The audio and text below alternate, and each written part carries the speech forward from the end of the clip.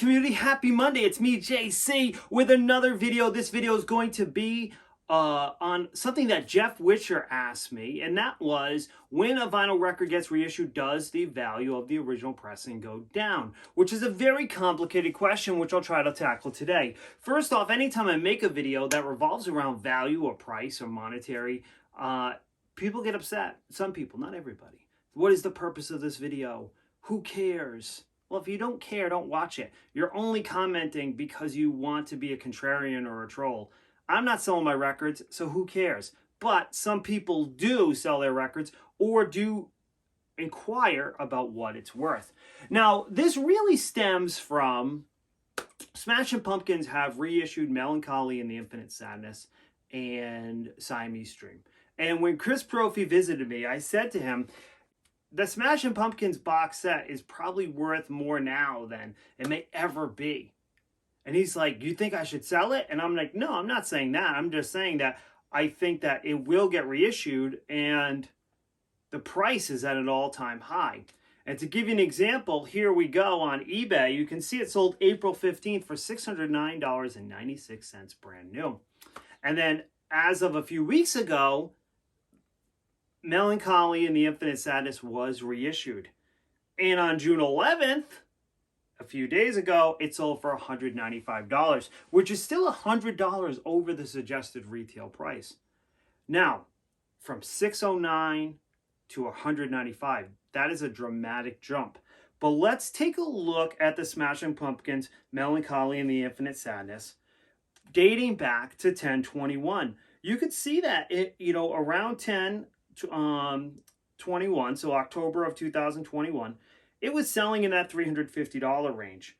And it dipped and it went up and it went down, but it consistently stayed in the $250 to $350 range up until about 4/14 of this year, where it spiked over $400. It really spiked and it was an all-time high. Now you can see it's dipped down to $200. So this is a box set that has fluctuated in price quite a bit.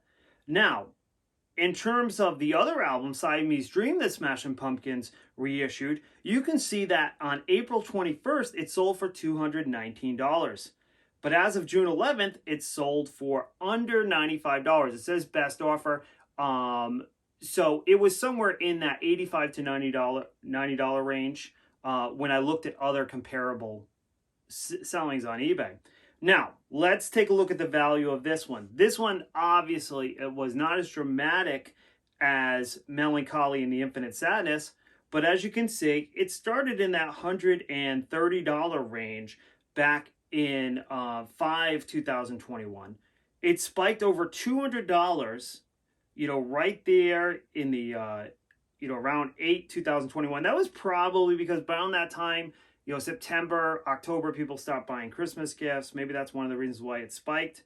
And then it stayed over around that $100 range for a while and then leveled off at $80, which probably is still a good $30 over the suggested retail price.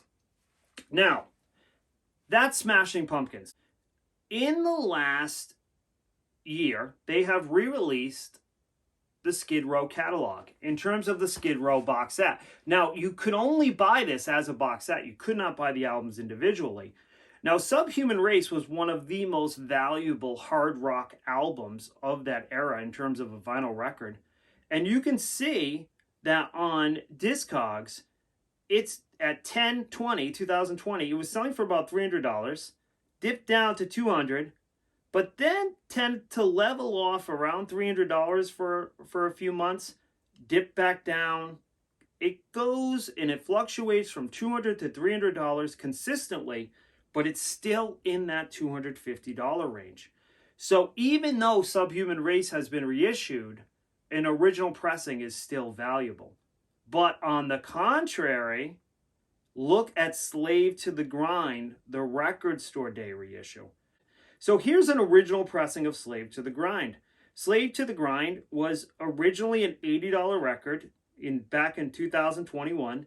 It spiked to about $200 and then went straight back down to around that $80 mark where it hovered for most of its existence over the last 3 years. But the reissue from Record Store Day 2020, as you can see, at some points was selling for over $150. Now that's leveled off. It's more in the $60 to $100 range for Slave to the Grind Deluxe reissue from Record Store Day. So there's a record that has been hurt by the reissue, where Subhuman Race, because of its rarity, really has not been affected.